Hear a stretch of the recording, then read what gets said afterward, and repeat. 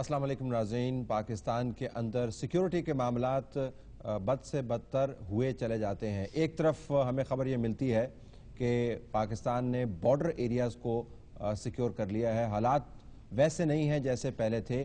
اس میں کچھ حد تک سچائی بھی ہے.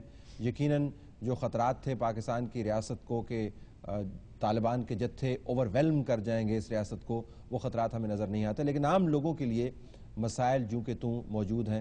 کوہستان کے اندر جو میسیکر ہوا، بسوں میں سے لوگوں کو اتار کر ان کی سیکٹیرین جو آئیڈینٹی تھی وہ اسٹیبلش کرنے کے بعد ان کو قتل کیا گیا. فاٹا کے ایریاز کے اندر بھی آپ کو اس قسم کے واقعات نظر آئیں گے. پارا چنار کے اندر خودکش حملہ ہوا. بلوچستان کے اندر بھی آپ کو سیکیورٹی کے معاملات نظر آئیں گے. اگر آپ نے ان تمام سیکیورٹی کے ایشوز کو حل کرنا ہے تو پاکستان کے اندر کم از کم مغربی سرحدوں کے اوپر فاٹا ریجن کے اوپر فوکس کرنا ہوگا. جب تک فاٹا ریجن سٹیبلائز نہیں ہوگا اس کے گرد جو علاقے ہیں وہ اسی قسم کی خونریزی کا شکار رہیں گے. آج کے پینل کے سامنے ہم یہ سوال رکھنا چاہتے ہیں کہ پاکستان کے اندر بارڈر ایریاز کو محفوظ بنانے کے لیے اتنے عرصے سے جو اقدامات کیے جا رہے ہیں ان کے نتائج کیا نکلے ہیں، اور ہماری پالیسی کے اندر کیا سکم ہے کہ ابھی بھی دندناتے پھرتے ہیں وہ گروپس جو لوگوں کو بسوں سے اتارتے ہیں اور مارتے ہیں. ہمارے ساتھ اس وقت نشست میں موجود ہیں جناب خالد عزیز صاحب جو چیئرمین ہیں رائے پورٹ کے. یہ وہ ادارہ ہے جو تحقیق کرتا ہے ان تمام ایشوز پر جن کا تعلق پاکستان کی کاؤنٹر ٹیررزم کی پالیسی سے ہے اور لوگوں کی سیکیورٹی سے. آپ کا بہت شکریہ آپ نے ہمارے ساتھ شرکت کی. ہمارے ساتھ موجود ہیں منیر اورکزئی صاحب جو فاٹا پارلیمنٹیرینز کے ریپرزنٹیٹیو ہیں اور قرم ایجنسی سے ان کا تعلق ہے. آپ کا بہت شکریہ. نوید چنواری صاحب ناظرین سی ای او آرگنائزیشن کیمپ کے. کیمپ نے ایک رپورٹ جاری کی ہے انڈرسٹینڈنگ فاٹا. ایک بڑی ضخیم قسم کی رپورٹ ہے اور اس کے اندر تمام 7 ایجنسیز اور جو 6 فرنٹیئر ریجنز ہیں جن کے ارد گرد کے پھیلے ہوئے علاقے جو ہیں ان میں ہونے والی ایکٹیویٹی سے متاثر ہوتے ہیں. اس رپورٹ میں بتایا گیا ہے کہ فاٹا کے لوگ سوچ کیا رہے ہیں، وہاں پر ان کی پرائرٹیز کیا ہیں. اگر فاٹا ریجن سٹیبلائز نہیں ہوتا تو جو منسلک علاقے ہیں وہ بھی سٹیبلائز نہیں ہوں گے. نوید آپ کا بہت بہت شکریہ. سلیم صافی جو جیو ٹیلی ویژن کے اوپر جرگہ پروگرام کرتے ہیں ہمارے چوتھے مہمان ہیں، ان کو بھی ہم خوش آمدید کہتے ہیں. Let me start with you Khalid صاحب. یہ جو واقعات ہیں یہ شاید سمپٹومائز کرتے ہیں کہ اصل جڑ مسئلے کی کیا ہے.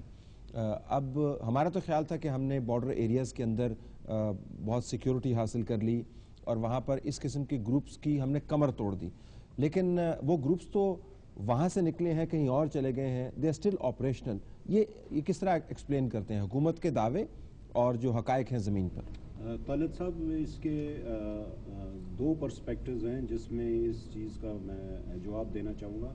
پہلا پرسپیکٹو تو یہ ہے کہ جو ہماری اندرونی پالیسیز ہیں، یہ آج کی پالیسی کی میں ذکر نہیں کر رہا لیکن 1947 سے پاکستان کے 2 علاقے ہیں. ایک جسے آپ کور کہیں یا ہارٹ لینڈ کہیں، وہ انڈس ریور کے جو ویسٹ سائڈ مغربی سائڈ کا جو علاقہ ہے جس میں پنجاب اور سندھ کا علاقہ شامل ہے، وہ پاکستان کا کور ہے. اور یہ جو اس کے ساتھ بندھے ہوئے علاقے ہیں جو بارڈر لینڈز جنہیں کہا جاتا ہے، اس میں بلوچستان، فاٹا، خیبر پختونخوا وہ اس میں شامل ہیں. ہم نے ہمیشہ یہی کوشش کی ہے کہ جو کور ایریا ہے اسے ہم نے ڈیولپ کیا ہے، اس میں ہماری انگیجمنٹس رہی ہیں، اور جو پیریفری ہے اس کو ہم نے ایک نیو کلونیل سٹائل میں ہینڈل کیا ہے جی.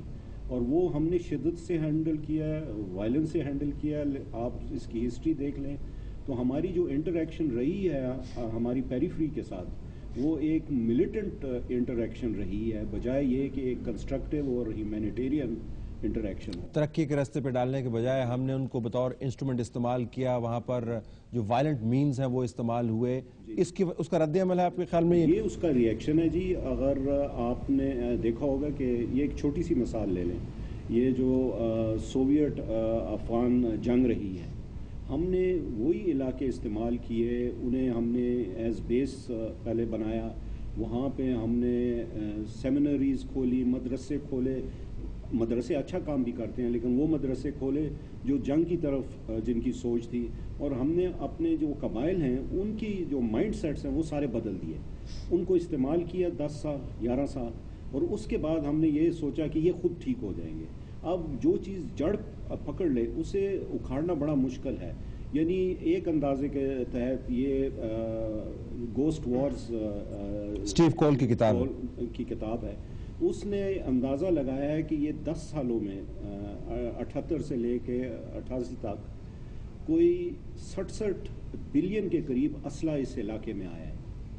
अगर वो पर हेड आप डालें तो वो कोई बनता है कोई 80 मिलियन पर हेड। ये असला और ये इंफ्रास्ट्रक्चर, मास्टर ट्रेनर्स ट्रेन किए गए जो जंग की तरफ लोगों को सिखाएं, कोई 40,000 के करीब। अगर एक मास्टर ट्रेनर जो है 1 साल काम करे, आप खूब अंदाज़ा लगा लें कि वो कितने लोग ट्रेन करेगा। इसी तरह ये जो सिलसिला है इसने तसलसल पकड़ लिया है, और ये इलाका बजाय ये कि हम अपने नज़दीक लाते, हमने इसे इस्तेमाल किया स्ट्रेटेजिक और हमसे दूर होते चले गए। लेकिन नवीद, खालिदी साहब का कहना है कि इतना बड़ा इंफ्रास्ट्रक्चर डेवलप हो चुका, इतनी ज़्यादा वहाँ पर प्रोपेगेंडा से लोगों का माइंडसेट तब्दील हो चुका, तो फिर तो इससे मुराद ये है कि अगर 4 मिलियन की पॉपुलेशन है फाटा में, रफली शायद इससे ज़्यादा हो, 5 मिलियन 4-5 मिलियन के करीब, ये पॉपुलेशन का तो बहुत सारा हिस्सा जो है उसकी तरजीहात में तो फिर एक्सट्रीमिज्म होना चाहिए और मुल्लाइज़म होना चाहिए, लेकिन आपकी जो मैं तहकीक देख रहा था उसमें तो दे हैव नॉर्मल प्रायोरिटीज़। तो ये फिर आप किस तरह एक्सप्लेन करते, तो किन लोगों को आपने सैंपल किया है? देखिए, मैं तो डेफिनेटली जो इन्होंने जो बताया है वो बिल्कुल ठीक है, क्योंकि इस पे कोई 30-32 साल लगे हैं इस इंफ्रास्ट्रक्चर को डेवलप करने में। अब बात ये है कि एक एक्सरसाइज होती है, उसको DDR कहते हैं, डीमोबिलाइजेशन, डिसआर्मामेंट और रीइंटीग्रेशन, जिनका इन्होंने हवाला दिया एक हिसाब से, कि वो एक्सरसाइज हुई नहीं है और वो लोग जो है उसी तरह अभी भी है, उनको डीमोबिलाइज और डिसआर्म नहीं किया गया। हालांकि जहाँ पे भी दुनिया में कहीं जंग होती है, जो मिलिटेंट्स होते हैं जब वो आपस में रिकंसाइल करते हैं तो ये एक्सरसाइज फिर चलानी होती है। उससे फिर ये होता है कि वो उन लोगों को बाकायदा नॉर्मल लाइफ में रीइंटीग्रेट किया जाता है। अब बात ये कि जो मिलिटेंसी की जो या सिक्योरिटी की जो सिचुएशन है वो एक फटीग है लोकल पॉपुलेशन के जहन में, ठीक, उससे लोग तंग हैं, उनसे जान छुड़ाना चाहते हैं, इसीलिए they are coming up with different priority कि जी हमें बिजली दें, हमें रोड बना के दें, ये दें वो दें। तो वो मैं तो उसको एक पॉजिटिव डेवलपमेंट इस तरीके से समझता हूँ। लेकिन पिछले साल की निस्बत आपकी रिपोर्ट में ये भी इंडिकेट किया गया है कि लॉ एंड ऑर्डर और सिक्योरिटी के मामला जो है लोगों के जहन पे अब सवार हैं, पिछले साल में नहीं थे, बहुत बड़ी तब्दीली है कि स्वात का ऑपरेशन देखा गया, फिर नई आर्मी का इंटरवेंशन हुआ था और आर्मी ने कामयाबी हासिल की किसी हद तक। अब वो अगेन वो फटीग है कि इतना अरसा आर्मी का प्रेजेंस, वो भी सिर्फ प्रेजेंस नहीं, ऑपरेट कर उससे लोगों को ठीक ठाक तकलीफ मिल रही है। वो IDPs बने हुए हैं, उनको उस तरीके से ट्रीटमेंट नहीं मिल रही है। जब वो एडजेसेंट डिस्ट्रिक्ट्स में आते हैं, कैंप्स में रहते हैं, तो आप बताएं कि 2-3 साल तक कोई अगर कैंप में रहता है, वो अपने एक बड़े घर को, गांव के तो बड़े बड़े घर होते हैं, उसको छोड़ के आते हैं तकालीफ में, तो डेफिनेटली उसको तो ये कंसर्न्स तो होंगे कि ये कब ये मामला ख़त्म। स्टे विद दिस पॉइंट, और ज़ैद साहब से भी बात करेंगे, सलीम साफ़ी से भी बात करेंगे। नाज़रीन, पाकिस्तान के बॉर्डर एरियाज़ या बॉर्डर एरियाज़ के साथ जो एरियाज़ मुंसलिक हैं उनके ऊपर हमारी नज़र है, बिलखुसूस उन वाक़यात के तनाज़र में जो अब ज़्यादा होने लगे हैं, बलूचिस्तान हो या कोहिस्तान के इलाके हों, सेक्टेरियन किलिंग हो या सबोटाज की एक्टिविटीज़ हों। पाकिस्तान के बॉर्डर एरियाज़ को किस तरीके से सिक्योर किया जा सकता है। After this break.